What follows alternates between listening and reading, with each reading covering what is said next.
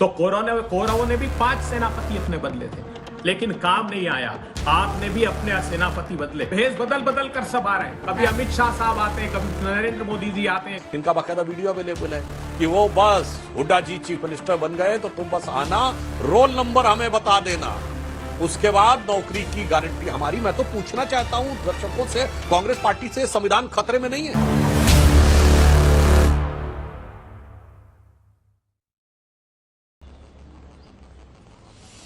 देखिए, 10 वर्षों में हरियाणा का पूरा वातावरण बदलने में भारतीय जनता पार्टी ने सफलता हासिल की। एक दौर था जब हरियाणा में सोर्स सिफारिश से ही नौकरी मिलती थी, पर्चियों से नौकरी मिलती थी, एक क्षेत्र विशेष के लोगों को महत्व मिलता था। आज पहली बार ऐसा आया है कि आपको एक नहीं ऐसी अनेक कहानियां मिलेंगी कि सुदूर गांवों के ऐसे लड़के लड़कियों को नौकरी मिली जिन्होंने कभी कल्पना ही नहीं की थी कि वो अप्लाई करेंगे और सहज रूप से हो जाएगा। और इसके ठीक विपरीत इनके एक विधायक के प्रत्याशी हैं जो नीरज कुमार संभवतः उनका नाम है, इनका बाकायदा वीडियो अवेलेबल है कि वो बस हुड्डा जी चीफ मिनिस्टर बन गए तो तुम बस आना, रोल नंबर हमें बता देना, उसके बाद नौकरी की गारंटी हमारी। मैं तो पूछना चाहता हूं दर्शकों से, कांग्रेस पार्टी से संविधान खतरे में नहीं है? अगर कोई ये कहे कि रोल नंबर बता देना और फिर नौकरी हो जाएगी, संविधान खतरे में नहीं है। दूसरा उदाहरण, इनके जो एक असंध के विधायक के प्रत्याशी शमशेर, जो ये कह रहे हैं भाई अपनी सरकार आएगी तो पहले तो अपना घर भरेंगे, फिर अपने रिश्तेदारों का घर भरेंगे। तो लोगों को साफ दिखाई पड़ रहा है और उसमें कोई गलत बात नहीं है। पिछली बार जब केंद्र में सरकार थी तो सिर्फ प्रथम परिवार के दामाद जी का घर बना, तो अब सब विधायकों को लगता मेरे भी दामाद और बेटों का क्यों नहीं घर बना चाहिए, मेरी भी बेटियों का और बहुओं का क्यों नहीं घर भरा जाना चाहिए। तो मुझे लगता है कि ये जो एक कल्चर में बदलाव, और एक सबसे बड़ा बदलाव क्या आया, हरियाणा उन राज्यों में शामिल था जहां सेक्स रेशियो सबसे ज्यादा स्क्यूड था। बेटी बचाओ बेटी पढ़ाओ का जो विचार प्रधानमंत्री जी ने दिया, तो हरियाणा में जो सेक्स रेशियो 876 पे था वो 916 पे आ गया। कम से कम ये 10 वर्षों में एक भारी बदलाव का प्रतीक है।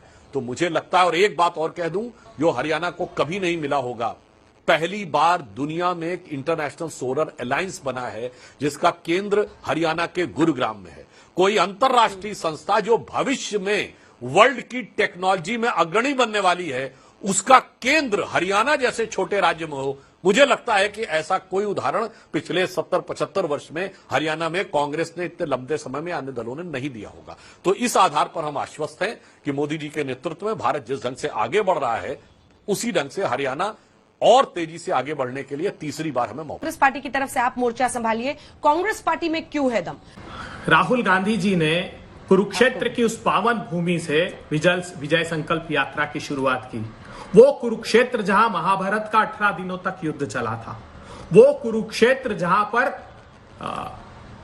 जो कौरव थे उनकी सत्ता, उनकी अहंकारी और दंभी सत्ता का नाश किया था। तो भगवान श्री कृष्ण प्रस्ताव लेकर गए थे कि दे दो मुझको 5 ग्राम, रखो अपनी धरती तमाम। दुर्योधन वो भी दे न सका, आशीष समाज का ले न सका। जब नाश मनुष्य पर छाता है तो पहले विवेक मर जाता है। राहुल गांधी जी ने कहा था, प्रधानमंत्री जी 5 प्रस्ताव है मेरे किसानों के साथ समर्थन मूल्य का न्याय कर दीजिए। तो भारतीय जनता पार्टी और मोदी सरकार ने करनाल में मार मार कर किसानों को लहूलुहान कर दिया, शुभकरण के सिर में गोली मार दी। नौजवानों के लिए गए थे कि नौजवानों को रोजगार के अवसर दो। 28 भर्ती परीक्षा, अभी सुधांशु जी कह रहे थे ना, पर्ची खर्ची, 28 भर्ती परीक्षाओं में और प्रवेश परीक्षाओं में घोटाले करके रोन दिया आपने। उसके बाद जवानों के लिए राहुल गांधी जी ने कहा था कि जवानों को आप अग्निवीर जैसा दंश मत दीजिए प्रधानमंत्री जी। उनसे आपने शहादत का उनकी वो छीन लिया और दूसरा उनकी पेंशन का हक छीन लिया। फिर नौजवान बेटियों के लिए गए थे, पहलवान बेटियों के लिए। राहुल गांधी जी ने कहा था कि न्याय दीजिए। बेटियां दिल्ली के दरवाजे पर गई प्रधानमंत्री जी के पास, लेकिन तिल तिल कर तड़पा तड़पा कर मारा। और आखिरी था संविधान, 5वां प्रस्ताव था कि संविधान की रक्षा करिए, जिसको आप बदल देना चाहते हैं प्रधानमंत्री जी। तो कौरवों ने भी 5 सेनापति अपने बदले थे। पहले भीष्म पितामह 10 दिन तक थे, उसके बाद गुरु द्रोण को बनाया, उसके बाद कर्ण को बनाया, उसके बाद शल्य को बनाया, लेकिन काम नहीं आया। आपने भी अपने सेनापति बदले। पहले 9 साल तक आपने खट्टर साहब को रखा, उसके बाद सैनी जी को ले आए। अब भेष बदल बदल कर सब आ रहे हैं। कभी अमित शाह साहब आते हैं, कभी नरेंद्र मोदी जी आते हैं, कभी उत्तर प्रदेश के मुख्यमंत्री आते हैं। लेकिन भारतीय जनता पार्टी का पराभव प्रारंभ हो गया हरियाणा से। ये 10 सीटों को बचाने की लड़ाई भारतीय जनता पार्टी लड़ रही है और राहुल गांधी जी प्रचंड बहुमत की जीत की ओर हरियाणा के लोग बढ़ रहे हैं। क्योंकि वो जानते हैं कि किसानों को न्याय अगर मिलेगा तो इस जीत के बाद ही न्याय मिलेगा समर्थन मूल्य के कानून का। जो आपने हक जनता से हरियाणा की छीना है, उसका बदला हरियाणा की जनता आपसे लेने वाली है। प्रधान क्रमवार उत्तर देता हूं। फिर ये जब बात कहते हैं कुरुक्षेत्र से शुरू किया, तो मुझे लगता है कुरुक्षेत्र का नाम कांग्रेस वालों के मुंह से शोभा नहीं देता, क्योंकि कुरुक्षेत्र को धर्म क्षेत्र कहा जाता है और ये तो धर्मनिरपेक्षता की बात करते हैं, तो ये कहां पे आ गए। अब मैं आता हूं दूसरे विषय के ऊपर।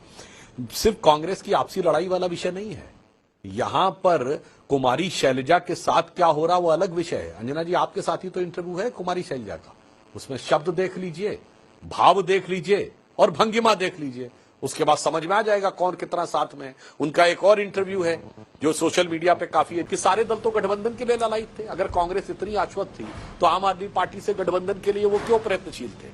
चौथा पॉइंट ये आता है, ये मनगढ़ंत कहानियां जो राहुल गांधी जी बनाए कि वो अमेरिका में जाके मिले उन लोगों से जो युवा था यहाँ का और बेरोजगार था, इसलिए वो टर्की के रास्ते घूम के गया और 35 लाख रुपए खर्च किए। अरे भाई, जिसके पास 35 लाख होंगे वो तो सीधे वीजा लेके जा सकता है। 35 लाख रुपए ले ले और 20 लाख रुपए आपको मुद्रा योजना से मिलते, 50-55 लाख रुपए में आप छोटा मोटा व्यापार कर सकते हो। और मैं पूछना चाहता हूं इन मनगढ़ंत कहानियों में कि 7 महीने पहले तक तो राजस्थान में सरकार थी। अगर आपको लगता है कि जो वहां चले गए तो भैया हरियाणा से आपके हुकूमत में क्यों नहीं आ गए, राजस्थान में मिल जाना चाहिए था। इस तरह की बात लगता है जैसे स्पीच राइटर की बजाय किसी फिल्मी राइटर को ले आए हों। अब उसके बाद आइए, अगला प्रश्न आता है।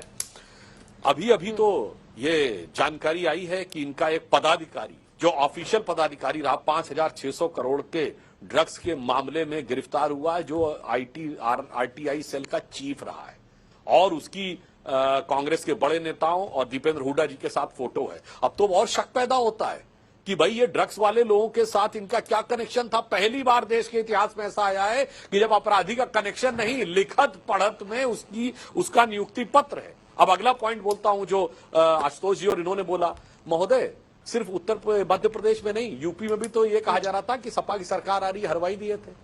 उत्तराखंड में भी कांग्रेस की सरकार बनवा ही दिए थे और गुजरात में आम आदमी पार्टी क्रांति किए दे रही थी।